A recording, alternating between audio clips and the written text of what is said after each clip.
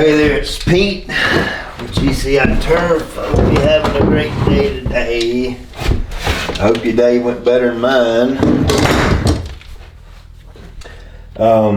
You see all the hunky-dory stuff, and this is going good, and that's going good, and this and that, and it's rare to see the bad days and that kind of thing. But I'm one not to ever waste a bad day. I always like to turn something about it positive, and the way that I do that is I like to share my experience from the day and kind of how I cope with it and how I deal with it, how I get over it. I know on camera and you see all the fancy stuff happening and all the good stuff and all that, and I know you're probably like, man, this dude's just got it absolutely made and everything goes right all the time, and that's simply not the case. At the end of the day, I'm just a normal dude, just like you, and I have bad days and I have good days, and today has been a pretty bad day. I'll get to this part in a minute. I'm gonna be fixing this while I kind of talk you through my day today. It's 10:30 at night on a Monday night, and I've already just got done eating supper at 10 o'clock, and then spent some time with my family and talked with them for a while and all, and they're all about in the bed, and I got to get this done, but we'll get to that in a minute. So this is one of those pumps, those irrigation booster pumps is what this is, and the electronic unit was messed up on it. I bought this brand new like a year ago and haven't been able to use it yet because it was just defective from the factory. It's just one of those things. It is what it is, and so I finally got the part and fixed it. And so I tested it out at the shop today, and this is your suction and discharge, and I know I cut the water off on the suction side. I know I did. I cut it off. I don't make those mistakes like that. I cut it off, and on this side I had a male 1-inch by male cam lock fitting, and then had a cam lock cap on it. The cam locks like you see them at Tractor Supply, like a Gator Made cam lock. I think it's a Gator Made is a brand, but they have those two arms and they latch around and lock in place. And I know I had the intake, the suction side of the water cut off. Evidently it got some water in it somehow, because it had built up pressure inside the head unit here on the pump, and I didn't realize that. And so I went to take the cam lock off, and it nearly knocked me out unconscious. It was so much pressure. What do you call that? The percussion of something, like when you shoot a gun or shoot a cannon, the boom, the percussion of it. I think that's the right word, and I'm not sure. But that alone just sent a shock wave across my face, and the cap went right by my eyeball. I could see it in slow motion. The little ring on the locks was spinning, and it went right by my eyeball. Could have been bad. Thank God it wouldn't. And I got sopping wet. It was just a poof of water. So yeah, that went terrible, but it wasn't good either. Uh-oh. Now see, here we go. I took this and there we go. That released a little bit of pressure off of it right there. I got the water off out there. I opened up a line outside and turned this pump on so that it would get all the water out. But it's just in the hose right there. Okay. See, I'm gun shy right now. I've had a water day. The water's out to get me today. All right, fast forward about an hour or so into the day, and I needed to mix for the guys, for my spray techs. When I mix 2,500 gallons at a time of finished solution, and then the guys have that to pull from until they get low, and I'll mix some more. Another 2,500 gallons. That was close. I've got to get focused and be careful, right? I'm gonna cut my dang hand off. So I mix up my concentrate, and I pumped it out into big tanks, my big holding tanks, and then I start putting water in it, to top it off. It's about 1,000 gallons to go, roughly, something like that. And I said, you know what, I can run in the office right here and knock out a few emails, or do something, so I ain't just got to sit there and watch the thing pump water in the big tank. And I went in there, and I reckon time got away from me, because this, and by the way, this has happened one time to me. We've been using those big tanks for 8 years or so now, maybe, and this happened one time in 8 years to me. And I was in the office and lost track of time. I just happened to walk out the side door there, and I heard that pump running, and I went into immediate panic, and I run into a dead sprint. Y'all never seen me run, but I used to run. I used to be pretty fast, and I was absolutely gone up there to the shed, and there it was. It was overflowing, and got in there, cut the pump off. Fortunately, my water tanks that supply that, my fresh water tanks, were just about empty. So the pump didn't have any water to pull from.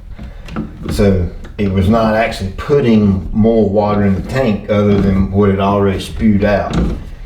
So it wasn't a too terrible amount that got out, but still, it was a mistake, and it bothered me because I don't make mistakes like that. Like I said, that's the second time in 8 years it's happened to me. So, that was that. And then I get home, and I'm walking out here to the shed to make a video on spraying, a calibration video. And I looked at the door to the shed right there, and there was water coming out of the bottom of the door. And I was like, what in the world? And you immediately, you get that nervous gut feeling in your belly. I got that feeling, and I was like, oh no, something terrible has happened. And I come in here, and there was water, and I didn't get any video. I was so daggone mad and hot at that point in time, I didn't even think about setting the camera up. I grabbed my phone and sent Mike a little video of me sweeping the water out the side door. It was up over the sole of my boot in my building. And what had happened was, I got these little clamps, and then this right here, I should have done this differently from the beginning, but I didn't, and I should have. But those little clamps right there, it's just little hose clamps, all that is. That's some 1-inch Sureline hose right here that's braided and all that, so it's rated for suction and high PSI, and that's what clamped it on. The hose barb is a barbed hose barb. It's got the grooves on it, so everything was right. And you line up your thing right there, and you line up, so all that's good. And the way this booster pump works is it senses water flow. So when the water is flowing, the booster pump turns on and creates more, more pressure or more volume or whatever you call it. It makes more water come out of the sprinkler heads. and my sprinklers shoot further. And I know somebody's gonna ask, why not using the irrigation? But I just ain't had time to set it up. It runs off Wi-Fi, and you gotta have a good Wi-Fi system, a good Wi-Fi signal for it to work correctly. And my Wi-Fi at my house just don't give me a good enough signal out here, so I need to get a Wi-Fi booster. And I ain't had time. I mean, I've been working like a flipping dog, and I just ain't had time to get it. So I'll get it, and when I get it, I'll show you the system and how good it actually works. But this booster pump will cut on since this water flow. Well, it cut off like it's supposed to, and it wasn't even this one. It was the other one I got. It was the other one. This is, like I said, this is a new one. I'm gonna take the old one to the shop and use it at the shop and use the new one here. And when I woke up this morning at 5:30, I looked out the window and could see this one head out here running. So at 5:30 it was running. It come back on at 8 o'clock in the morning, and it takes 2 hours for it to cycle all the way around. So at the very worst, it could have been 10 o'clock this morning, okay? And my well's got 80 PSI, and that's pushing through this pipe right here and pushes into the suction side of the pump on the hose bar. So, the hose bar goes in there like that right there. So evidently, this had worked loose over time or something, and this hose from the 80 PSI from my well had pushed off. And this hose was just sitting in the ground, on the floor right here. When I walked in here and saw that, it was just gushing water out. 28 gallons a minute, 80 PSI, and it was rocking and rolling. So, that's just been a yucky day. I mean, it's been a blah day for me. So how do you get past those days, especially with being a business owner? Because if you own your own business and you're self-employed, you will have those days. You will have them. There's no way around it. You will have those days where you just want to be like, the heck with this, I'm gonna go get a job at Lowe's or do something different. I'm just tired of fighting it. It's days like that how you react to them and what you make of it and the lessons you learn from it will build your character, help define who you are as a person, and you inevitably come out on the other side a much better man or much better woman, and you're stronger mentally. You can handle the bad days a little bit better and things like that.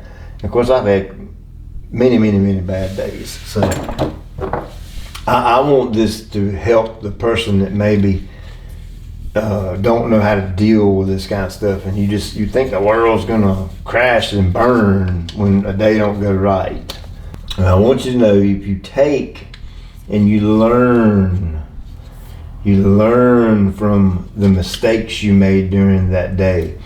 Take for instance me not double checking and triple checking this pump to make sure that it didn't have pressure on it, so that cam lock didn't almost put my eye out. I learned a valuable lesson there, and that won't happen again. That's really did scare me, because I thought I was going to be blind because that thing went by my eye so fast. I'll never leave the shop again when I'm mixing. My mind's made up. It's set. I'm not going to change my mind.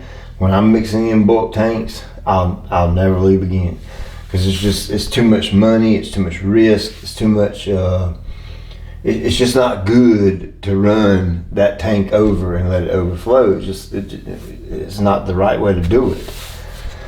So I learned that lesson today, and I'm actually teaching myself a lesson right now. This is almost kind of a disciplinary action that I'm giving myself, that I'm not able to sit in there on the couch and watch TV and chill and relax and get ready for tomorrow. But instead, I'm forcing myself to come out here and do it the right way. This was not the right way. Hard piping it is the right way, because there's the pressure from the well can't affect it now. I mean, yeah, the well's going to cut off when it reaches a certain pressure. It's going to cut off and it won't push no more. But evidently with this soft pipe and hose clamp, it had worked off of that hose barb just enough to where maybe it was seeping out a little bit or something, and it would cause the well to keep coming on and off, on and off. Of course, that's not good for your well, but it eventually pushed that hose off of that hose barb. So this is my discipline and my learning lesson for not doing it right the first time.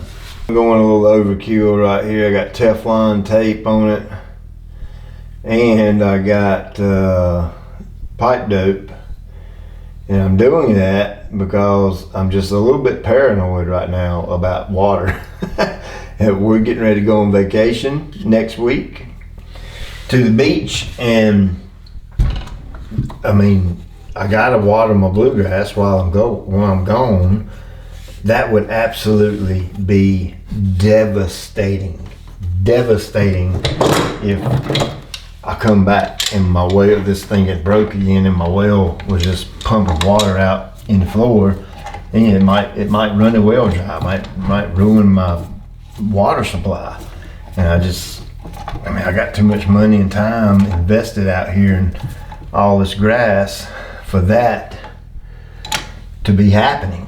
So I'm kind of going overkill on this to make sure nothing weird happens while I'm gone. Of course, this is a permanent fix. I shouldn't ever have to redo this again. And I'm gonna actually put a union in here to where I can undo the pump and remove the pump if I ever have to. So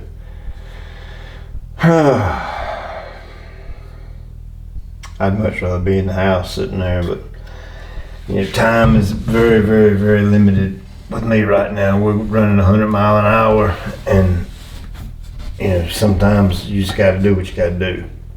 That's another thing about running a business that a lot of people don't see from the outside looking in, is sometimes business owners, you just have to get the job done. It don't matter what it takes. It don't matter what it costs you. I'm not talking about money. I'm talking about time, physical work. Sometimes you just have to grit. I've got this sign on my wall that it says grit. And I think running a business takes a lot of grit, and you just have to kind of hunker down, bite the bullet, toughen up, and get the job done, and get through and get past that rough day.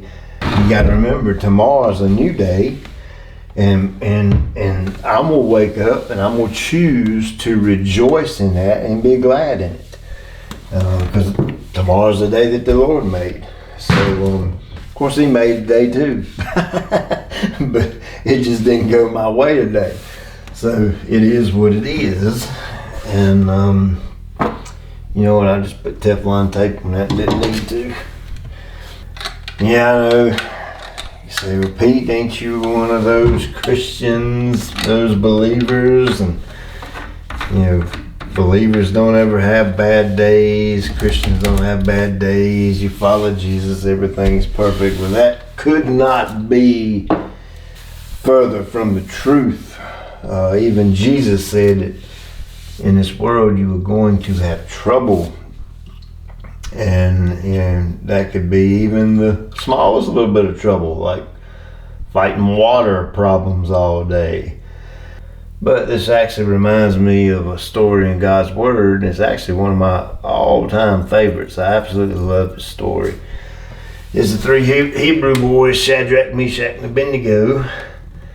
Do you actually think they woke up that morning thinking they were going to have a bad day and that they were going to get thrown into the fiery furnace? I don't think they did. They got up that morning and King Nebuchadnezzar had his little shindig going on where, he had his people to worship this god, this false god, and Shadrach, Meshach, and Abednego said, ain't gonna do it. Not gonna do it. That we worship one God, the God of the cosmos, creator of all things, the only God that still exists today. He's the Alpha, Omega, beginning and end. There is no other. Period. There is no other. And it's the same God I serve as that Shadrach, Meshach, and Abednego served. And the king said, well, you're going to worship my God, my false God. And if you don't, I'm going to throw you in the fiery furnace. And they said, no, we ain't going to do it. And that ended up being a bad day for them. They got thrown up in the fiery furnace. And some of you scholars can correct me if I'm wrong, but I'm pretty sure the word says it was so hot, the furnace was so hot that it burned the guards, killed the guards that were throwing the three Hebrew boys into the fire. That's how hot it was. Can you imagine something that hot? And they got thrown up in there, and said King Nebuchadnezzar looked up in the fire and said, asked one of his henchmen over there, said, didn't we throw three in there? And he's like, yeah, it's three. And he said, well, there's four up in that fire. And he said, behold, it looks like the Son of Man. So that's where your faith plays in. Is bad days, good days. I'm still a child of God. I'm still a believer in the gospel, and I've still been saved by grace, and Jesus has my back, just like he had the back of those three Hebrew boys in that fire. And of course, when they pulled them out, I think the Bible says that not a hair on their head was singed. It's like they wouldn't even in a fire. And so, that just goes to show that, even when you have bad days and tough days, you can always pull that strength from God, and He'll give you what you need to get through and be ready for the next day. That's what he does. That's how he is. And so I needed to talk about this, to be honest with you. I needed to kind of release it all and get it off my chest, because it's just a rough day today. But God is good. God is faithful. And tomorrow's going to be a brand new day. And I'm like I said earlier, I'm filming this because I know somebody is going to watch it that had a bad day today, right?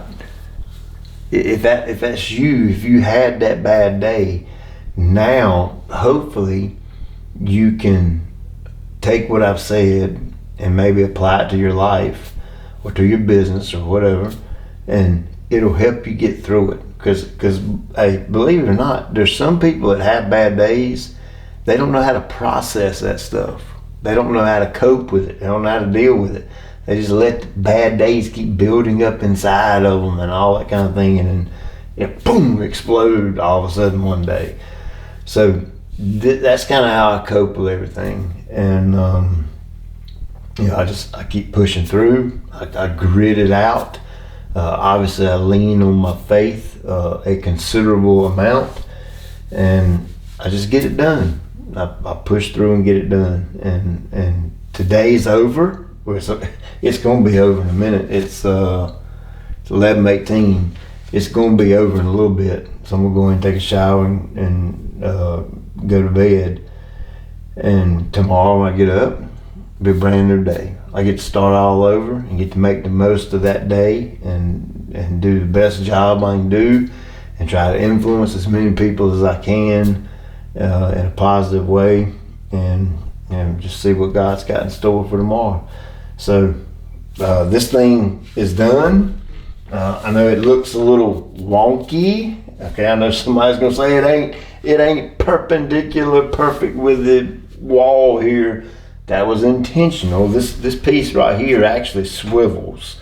Okay, and the way these two pipes come up out of the ground or out of the wall, it has to do like this just a little bit so that the pipes cross. Yeah, I could come out and come up and come over and go in, but the less elbows the better, in my opinion. And then plus, I don't have another elbow. I didn't buy enough elbows, so I fixed it with what I had. So this kind of stuff doesn't really bother me as long as the irrigation works. I'm completely fine with it. So I'm gonna go outside in the yard, set the heads up, and I'm gonna go in the house and call it a day. As always, I do appreciate you taking time out of your day to watch, even if it's a video like this. I hope and pray that somebody takes something home from this and it helps somebody in a good kind of way. So check you later.